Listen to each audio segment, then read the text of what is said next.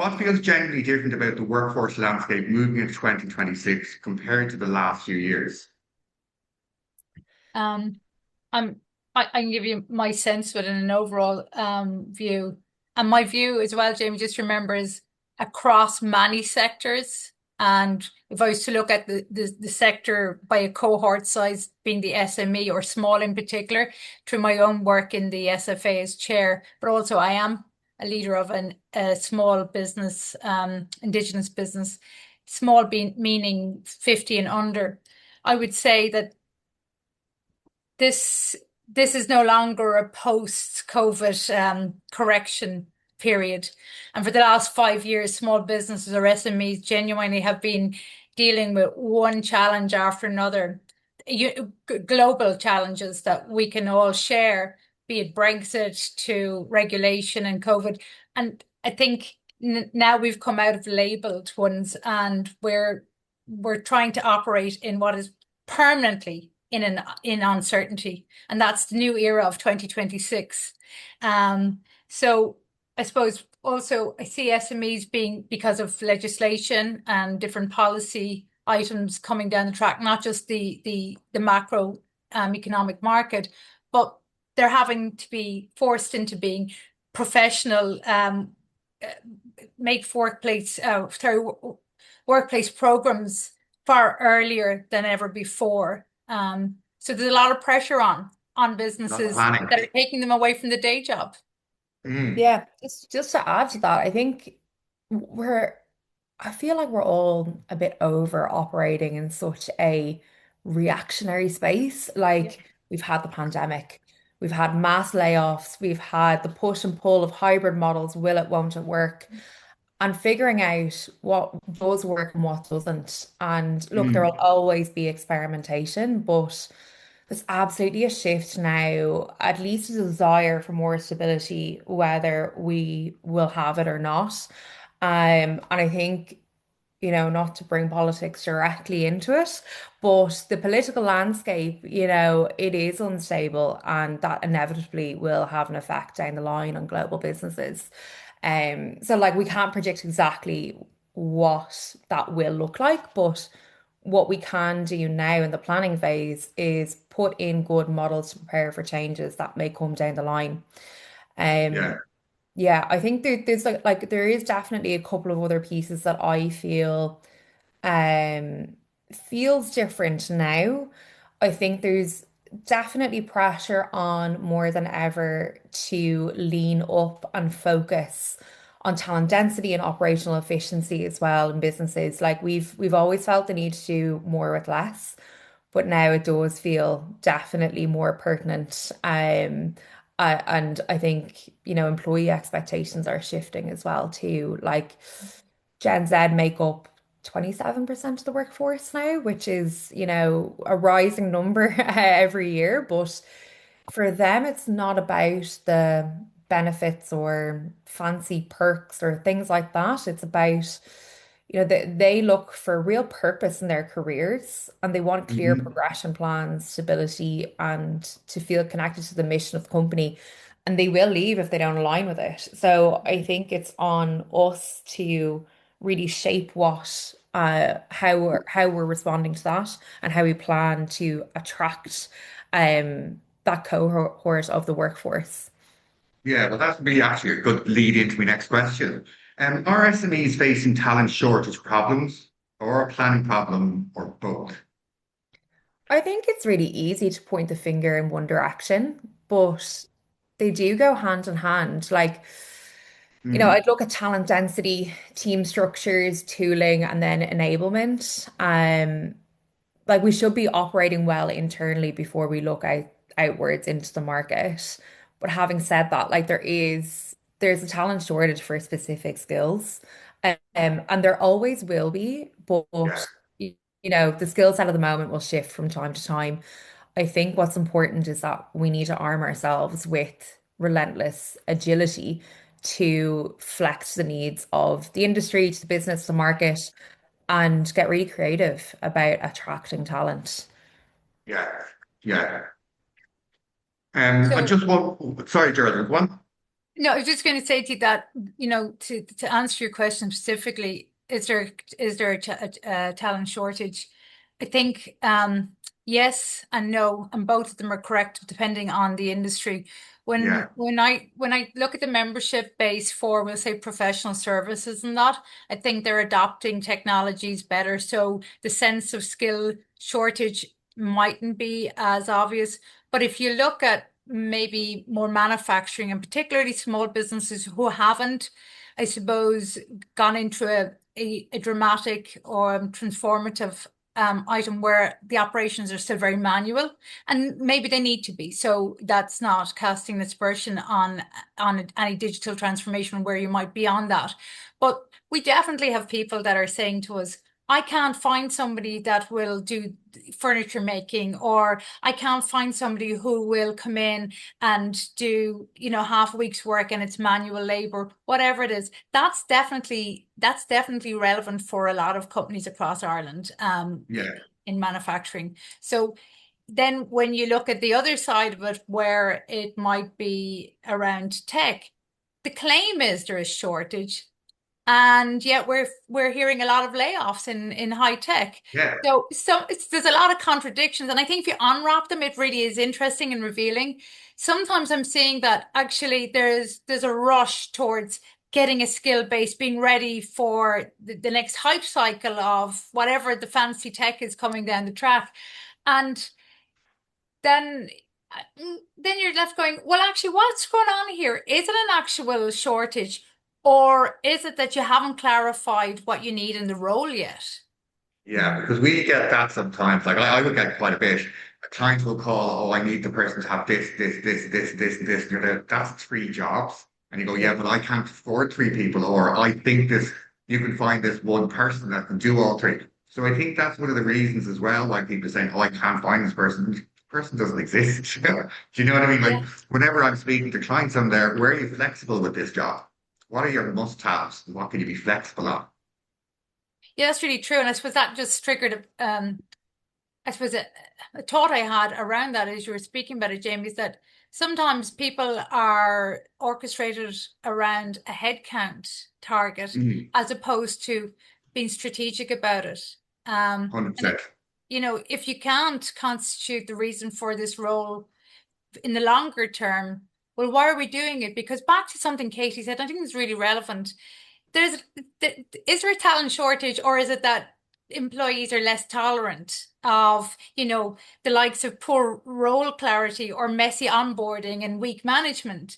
And that then causes its own issues. And I suppose SMEs in particular have to remember that they're not just competing around, traditionally or typically we would have said it's around wages, but now, because of the generation that are up and coming, they're competing around the quality of the experience as much as anything. Yeah, yeah, I do. Yeah. And do you see the big challenges SMEs are going to be facing with this year and next year in the current market with hiring talent? Um, well, I suppose SMEs are very cost sensitive typically. I mean, Yeah. you know, then you'll say to me, another company that has only 5 employees, or is an AI native with 2 employees and they're going gangbusters, but they're the outliers. So Yeah. um, typically SMEs are challenged in the upcoming market because just one of the surveys that we did recently, going back in the summertime, in the SFA, and also with some IBEC literature, the biggest barrier to progress is cost of doing business for SMEs. And of course, if the market is more unpredictable, then getting finance to expand or scale up, that becomes a double barrier. So what Yeah. ends up happening is the focus then becomes on, well, what's our biggest cost in the business? And actually, as it stands, our biggest cost in the business is resources, people. And that has remained through, so the employer labor costs, that is in last year and this year, 2/3 of people on average, I mean, I'm going to say 65% and 61% a year, said that is their biggest cost of progress or doing business. So unless that changes, that is a problem. And then if you look into if there's a competition between large business and small business around, let's remember that we have very little unemployment at the moment, okay? Yeah. So the talent pool is it's a huge competitive area. And if SMEs aren't able to put in, we'll say, programs for continuous learning or career progression, like larger business can, then there and then they're going to miss out on So getting many people. the first refusal on somebody. And of Yeah. course, it's a huge cost to small businesses to actually take people out of the organization and upskill them or take hours out of the day. So Yeah, well, that it's is a also problem. expensive to replace them if they're not happy and they leave. Like it's a circle. Do you know what I mean? Like if you've someone really good and you can't afford to pay them, they're going to move on somewhere else, and then you've got to then replace them, and you're sitting there going, "I spent 2 years with this person. They're brilliant. Like it's Yeah, unfortunate I couldn't put the salary up." And that's the thing with SMEs. Like we don't have €1 million in the bank. yeah, and it is a real problem because sometimes there Yeah, can be nurseries to other companies afterwards, and that does happen. yeah, I think just to add to that in terms of like what SMEs are facing in terms of challenges in recruitment, one of the things that we talk about in on the business side is how can we use AI more, AI all day, every day. yeah. That's all. It's But all here. yeah, but on the other side of it, we're seeing well we've definitely seen this in the last year here in Edge here anyway, is technology being used more and more by candidates and facing that challenge. And what that challenge has looked like for us is our volumes have spiked significantly and our kind of on the surface qualified candidates that we're getting through, you know, huge volume. Well, But once we actually, meet with those candidates to do kind of initial screening interviews, we realize that actually these candidates have utilized AI to augment their application to be a really perfect fit for the role on yeah. paper. And then it all falls apart when they When can't you stand speak to them, behind that. ChatGPT is handy for that nowadays. Yeah, and You there don't are know if tools someone's that really talking. will, yeah, there are tools that automate entire job applications and processes and all of that. So it is something that we've actively, tried to come up with things to mitigate that. Because what's happening then for us is we're spending huge amounts of time screening what feels like excellent candidates that we're delighted to speak with. We get through a whole round of that and realize actually the quality here isn't what we thought it was. And now all of the candidates that probably were an excellent fit have fallen way down the long list, and we're kind Mm, of resurfacing those. So it does elongate the process quite significantly. And in large businesses and large organizations, you can put in, a lot of measures that are going to counteract that.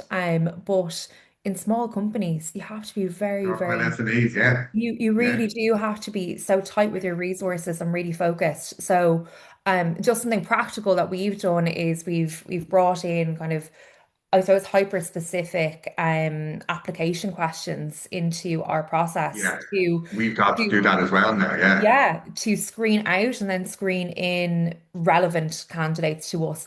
And you can always tell what has really been written by a human. And don't get me wrong, we don't completely dismiss candidates no, working with AI. In fact, we encourage mm, people everywhere to use it.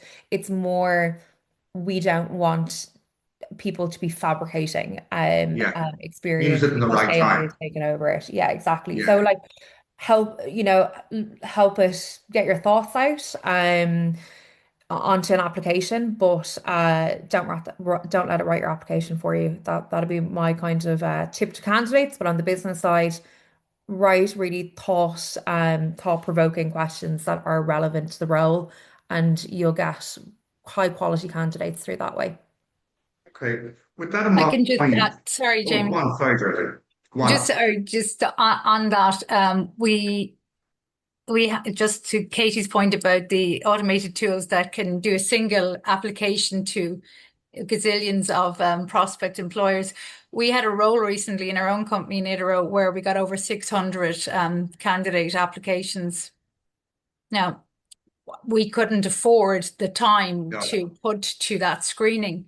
And at some stage, what are you screening against? So there's an example of where we just called in the professionals and said, guys, we do need the role filled. We're willing to take a bit longer to make sure it's correct because AI is meeting AI here in the application. So what we would say is take the 600 and do a job on it for us. And the only ask in that is please be cognizant of bias as well, because the one Yeah. problem with AI is that it amplifies the intention. So, but if your hiring intention is fuzzy, then all AI does is just it kind of hikes up the bad decision, but in a faster way. So you have to be really conscious of that. But that was an example of where we just brought in somebody to just take care of that, and we got our candidate faster.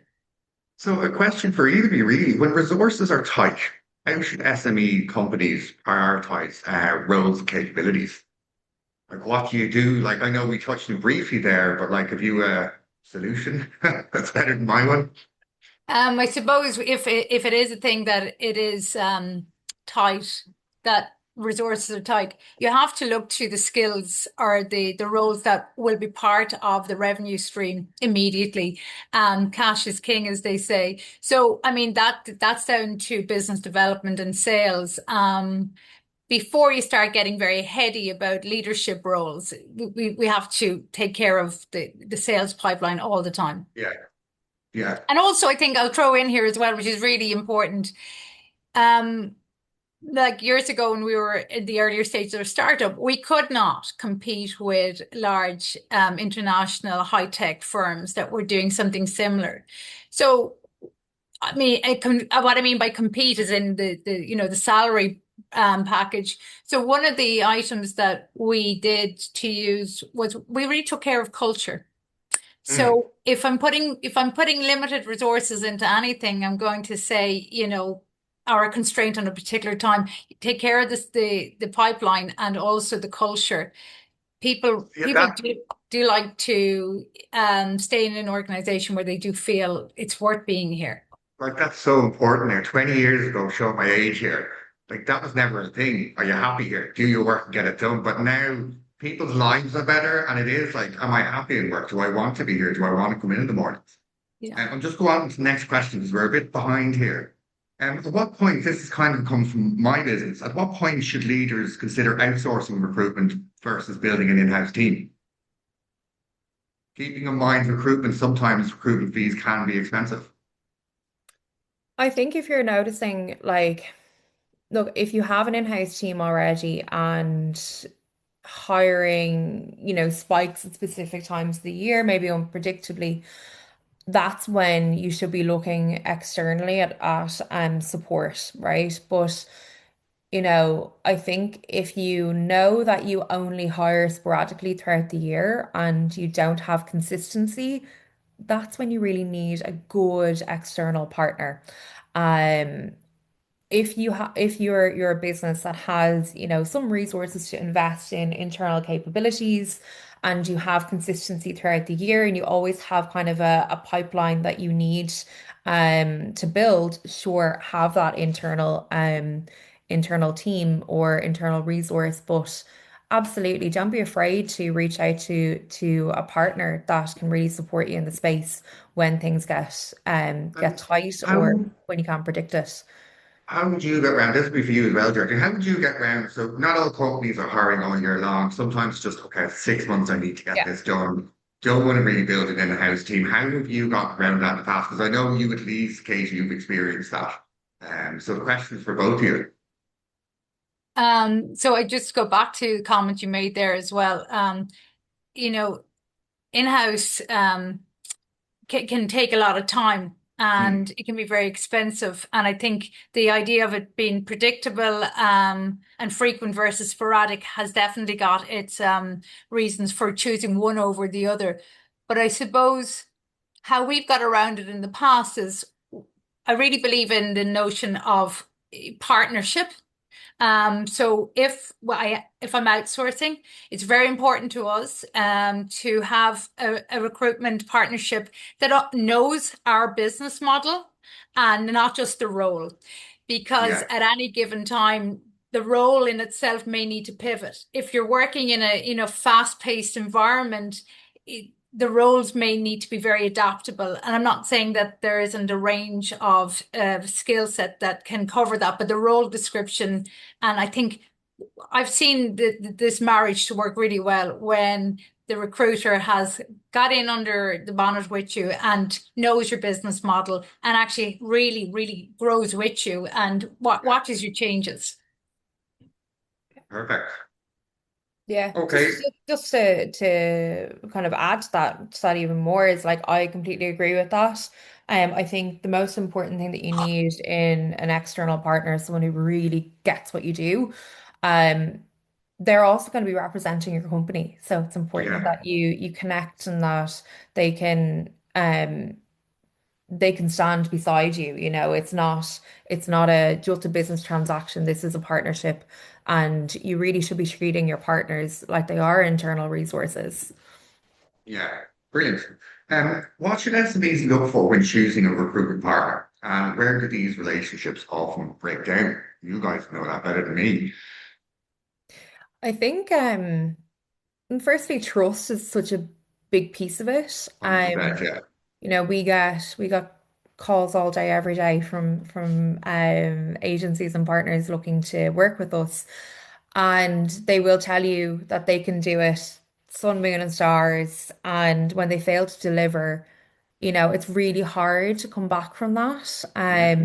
When you're kind of trusting and you have a deadline and things like that, it's difficult to build that trust back up when Funny they you should haven't say delivered. that because up till about 7 years ago, I was recruitment business development. Yeah, we can do that. Yeah, we can do that. No problem. I used to. And then been working with Mark Loughnane for the last few years, and he's really brought me back. He said, no, we can do it. Tell the clients we can't do it, but tell them, look, we can work with you to do it. Do you know what I Yeah. mean? I spoke to my Yeah, sister very. about it as well, and she goes, look, just be honest. People will Yeah. prefer you being honest and give you a Yeah. go rather than them finding out you're full of it. I think I that's the think, thing is just honesty and transparency. Like really Mm, lean into what the skill set of the team is. And if it's not your wheelhouse, it's not. But having that kind of open relationship where you can say, you know what, this actually isn't what we really specialize in, but I can recommend you someone who's really good. mm. Or it found as well in the past is because things are very general. And as I said, the job specs and stuff, you can go like, where are you flexible and where are you flexible? Like, I understand you need to know your industry quite well, but there are quite a few jobs in all the different industries where just a good recruiter who can Yeah. come in and sort out those roles for you. It doesn't have to be an expert in construction or something. Just a very good recruiter who can come in and help you out there. I think. yeah. Yeah, perfect. And once, sorry, last one on this point. Once growth accelerates where you can do most often see hiring plans break down, early signals a team structure or hiring approach will not scale. So how do I re-ask that? When you're growing the business, when things go wrong, what do you do? Well, this Yeah, is, there's an I answer for all mean, of us. this is an everyday thing, right? I mean, you're always looking at what's working, what's not working, and things break every day. And what works Hmm. with one role won't work for another role. So it is about having a good relationship internally with the hiring manager, really understanding what they're looking for. And if they don't know what they're looking for, it is about going back to the drawing board and teasing that out because you can just keep bringing more people, more people, more people. But if you don't know what that is, then you're never going to get 100%. any further. Um, I think, if we're looking at headcounts that are, or, plans that are built once a year and never revised, and you're just kind of going through the motions, you really need to ask yourself, if you put something in the budget in November and then June time, that time rolls around to start hiring, do you actually still need that role? Like, do you have the skills and capabilities in-house? And looking at that before you start doing anything. And then I think, going back and revising constantly and not having kind of that clear ownership, you just really need to lock in a good process from the start. Who owns what? At what point do we sit down and say, this is working, this is not working, and being able to iterate on that and just staying agile. Mm. Yeah, and I think I'm going to add to that as well. I think that you put it so well, Katie. But some of the mistakes SMEs make is hiring, especially in the growth period, is hiring for today's pain instead Yeah. of tomorrow's constraint. And then when you cannot have a continuum, particularly if you place somebody and you have to remove them, you're actually breaking up the organization's momentum. And I think sometimes we have to look at when we are growing, that sequencing is more important than we'll say organizational charts and filling those. And I think Yeah, we're inclined to always look at leaders down, filling the C-suite and board level, all of that. But really, it's the people on the ground, and I would be working the other way up. That would be what I would, having had the experience of a failed scale and a successful scale over my life, I would see that the difference was um kind of putting the organizational chart first versus actually putting the people in the role first. And perfect. it took experience to get that right. I could have taken the shortcut and got some good advice by There you go. yourself. I think on like plugging the gap, um, if you are trying to plug the gap with new hires rather than looking internally first. And it's not only about the current skills that you have, it's about the structure, it's about the processes, it's Yeah, about how the business operates. If you have new hires coming in and they're performing well individually, but the teams are not necessarily matching that pace, like if every hire is great, but the business still feels stuck, then the problem isn't talent, it's structure, it's the business. Yeah. And that's where you need to look. yeah. I've Actually, always could liked I? promoting from within. Yeah, it's so much better because you know the person. Sorry, Darley. No, sorry, I was just thinking that like that point that Katie said there just crystallizes it. Like the likely bottlenecks for an SME is even having types of leaders in, right? Or the change capacity. But if you take probably one of the best things we could all look into in the future is hybrid leaders, people who can manage people and the ambiguity of the environment and what's going on in that constant change world. And I suppose that's really important. And then there is that change capacity that you nodded to, Katie, that you know the skill is not change management, it's actually change endurance. So again, having the people in there with those capabilities, especially in SMEs, because in large companies, what's resilient and great in one silo is not going to be what can work in an SME, And people can hide in big companies as well. Yeah. Absolutely. And they've got budgets per department and they can Yeah, predict how they're going to spend it. Whereas that, go back to constraints. That's not always the way it's going to be. I've never had that luxury. You're on your Just way we to it, need, Dave. and one day, we'll just move along, because we're running out of time. Which skills and capabilities are most likely to be bottlenecks for SMEs in the next 12 to 14 months? So I know you guys said plan for the year and change it, but like after a bit of further than that, where do you think is going to be the issues? So I think it really is industry dependent. And so I can speak to maybe the tech industry. Like I think what we've seen absolutely is that machine learning skill set is hugely in demand and limited in supply. And I think to couple that on the other side is, the user side. AI literacy is what will separate talent out in the future. And I think Yeah, that's a skill that we need we're to be already looking at starting to right look. now. And it's not necessarily people who, you know, are using AI to the best, but it's people who are curious about it, who are open to it. They're the people that will, excel and will build on that skill set. People who are maybe opposing to that change or they're not as as agile, as we say, they will be left behind if they don't Yeah, kind of brush up on AI literacy. That is it's going to be part of every single role in the future. it is. And like it's here to stay. I see AI and AI is everywhere, right? And I feel like you can't go to a conference or a webinar anymore without talking about it. But it's similar to the revolution of, the internet, the advent of the internet and how widespread Mm. that was. It was such a massive shift. This is the same, and you can feel it. And I think anyone who's resistant to that change will be left behind. And so I think people really need to be curious and open to utilizing it and seeing how they can use it as a supporting tool in their everyday work. I will I, say though, I when AI started becoming a thing the last few years, sorry, I keep doing this.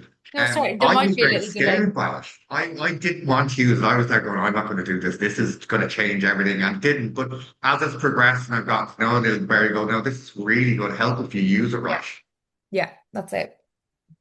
Yeah, and I suppose I'm going to add to it as well because everything is AI, AI.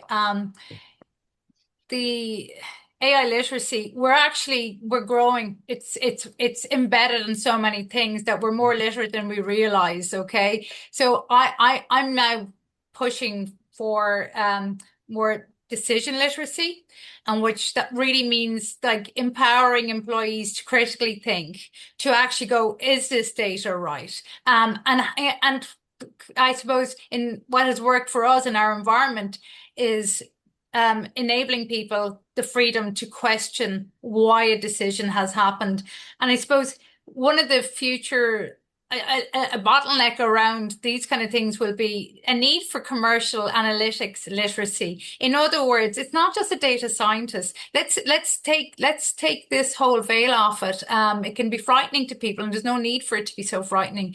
Leaders who can interpret data to make decisions. That's to me is like that's the North Star. It ought to be across all sectors, not just tech or not large or small. It is actually really empowering people to be better decision makers. So I'm going to call it decision literacy rather than AI literacy. That's That's brilliant. Yeah, that's great. actually a lot better than I would have thought myself. And where does AI genuinely add value today, or is it still a bit overhyped and risky? Sorry, Katie, were you going to? No, you go ahead. So just I would think very quickly. Obviously, in a HR sense, it in a workforce scenario planning, it helps with that, and obviously around bias detection in shortlisting. But I suppose over automation at early stage is a fear I would have with Mm. my AI ethics hat on. And I suppose then there's also a false confidence that people can have in these predictive tools. And unless the human is still kept in the loop, we're going to lose out in the context. We're going to lose out on ethical and cultural considerations. So that would be the risk that I would say around AI. And I suppose a big thing is we already are doing cognitive offloading with a lot of our AI use. We get it to make our content. But we need to stop and defend our position and not throwing off our judgment, autonomy, and authority. Keep judgment as the human's agency still. And so they would be my kind of observations on possible risks. Yeah, I think ownership is really the important thing that I always look at. Who owns the content? Are is someone passing off the entirety of their work? Did AI do that? And if that is the case, okay. But when something goes wrong, who are we blaming? Are we blaming AI or are we blaming the person? Because it's the Blame person that's AI. overseeing that. And that's the thing. We can't shift the blame or shift the accountability or ownership. If you are using AI and you're using it heavily, it's your responsibility to own it still. You're the one that's overseeing it. You're the human at the end of the day. And if you still want a job, in 5, 10 years time, we need to be the humans controlling AI and the output and the ownership of it. Brilliant. And just the last couple of questions, hopefully we have time for a few Q&As at the end. What does strong alignment between leadership and HR actually look like in growing organizations? I think openness and trust are absolutely the pillars of it. Like just transparency and it really is about trust, about leaders need to understand the role that HR can support them in and let them into that. You're only you're only half effective when you know half the story. Yeah, If you know the context, if you know the future intentions, the plans, you can support that, or the HR person can support that and can work effectively and discreetly to help those plans come to fruition. If you are left in the dark, even 1%, it blurs things and we end up kind of um, we're not all singing off the same hymn sheet, and we end up kind of wasting resources and potentially going down the wrong path. So I think, yeah, having an open relationship and just having that trust is the most important thing. yeah. Because I have noticed over the years where a CEO or something doesn't really trust their HR, they don't need to know all this, and you're going anything to do with your business, HR Yeah. needs to know. That's the Basically, and thing. that's it. So you have to It, be a trustworthy person, it has to be a good relationship, but it is important yeah. because I know me discussing stuff in my businesses here, HR knows everything that's going on because Yeah. one, they have my back, and I two, think they have more knowledge about it than I would normally. and that's it. It's not, some businesses see HR, it's okay, they look after the people and that's it. Mm, HR are they're your business partners. They need mm, to know what's going on in your business. They will know and they'll be able to advise people and, work to support you through that, but let them in on everything in the business, commercial, non-commercial, technical, be transparent, be open about it. If you're only coming to them when you have people problems or you want to talk about people things, they're only getting half the story. yeah, 100%. I'm sure you're similar to that one, Geraldine. I totally agree. I mean, I can't even understand why HR is not at the top table when we're making strategies. I mean, eh, there's a lot of potential problems with people, so this is about alleviating them or minimizing them. And I do think that the people have to be aligned with the strategy of the company. Otherwise, we're not doing the journey together. And I just the people part actually can often I have been a CFO in the past and I can say one thing, when people aren't right, then it is more costly in the long run. Yeah. So HR is always at the top table and board with me as far as I'm concerned. And they Otherwise I'm always gone get the wrong. blame when something goes wrong. Yeah. Or the recruiters, one or the other. There's a question come in here, if you don't mind. At what point should an SME consider outsourcing or offshoring a function or role rather than hiring locally, especially as remote working becomes more common? That's a big question. It is a And big there's a lot question. of I would never avenues that think of you can, that. yeah. So look, you need to look at it from a really considered perspective. I suppose what's the cultural norm in the business? Are people already remote? Who are those people going to be working with? Are that team fully on site? Will they need more collaboration?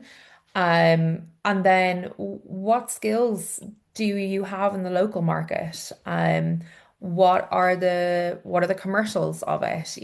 Is it really expensive to have these skills in-house locally, versus outsourcing? Is it a case where it's a temporary solution and you might need one project done? Absolutely, outsource it, get the project done, but also build that capability internally to support that project post go live. In the future, yeah. Yeah. So there's a lot to consider here. And it really depends on the market and the industry, on kind of the direction that you're taking. I Okay. just gonna add that I think in my experience when we needed something fractional, and again, I think Katie, you hit it, this is very scenario based, and depending what the context is, the cheapest and most value centered approach has been, out of my experience, having an embedded partner that Yeah. they know when then it's time to peak, go high, go low. So that embedded partnership is probably the most cost effective and best value for money route that one can take. Perfect. I think we've time for one more question, if that's okay. Is quarterly headcount planning enough for SMEs, or does it risk being too reactive?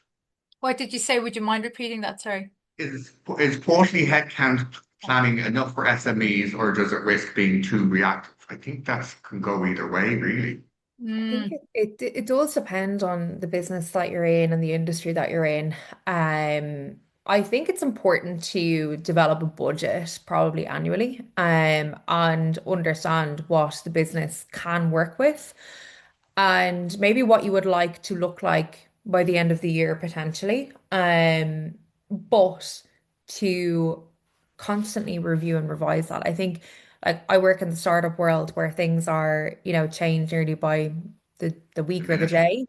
day. So it can be a little bit reactionary, but we know, on a quarterly basis what we're working towards. And it can feel tricky at times not knowing what's next, but it also leaves open the potential opportunities that come with that too, in not being rigid and not um just kind of filling seats. You are always revising and looking at what are the skills we actually need right now, what are the skills that we're going to need in 6 months' time, in a We've year's just time. run out of time. Really sorry. It's been brilliant. I even have more questions. Do you want to answer that one, Geraldine? Just a quick one there before we head off, and thank everyone for Um, attending. I was just going to say that, sometimes we can get value if it quarterly is quite, rigid in one way, because the value can often come from a hire 9 months in. Yeah. And therefore that longitude of time then on a quarterly way isn't what the lens you should be looking through. However, I do also see value that when you get a project, and if you're doing project work, just looking into quarters for contractors or, temp work, all of that. Again, that goes back to having a recruitment partner that allows you that versatility and can come in and meet you at the shape that you need at the time. Is it temp? Is it contract? Is it permanent? So it goes back to having that sense of a partnership where they understand your business model. Perfect. That's all we have time for. It should have been an hour, really. Thanks a million for everything. I hope I didn't interrupt you too much. I was a little bit nervous myself. So look, thanks for everyone who joined. And again, thank you, Katie and Geraldine. Thank you. It's a real pleasure to be here.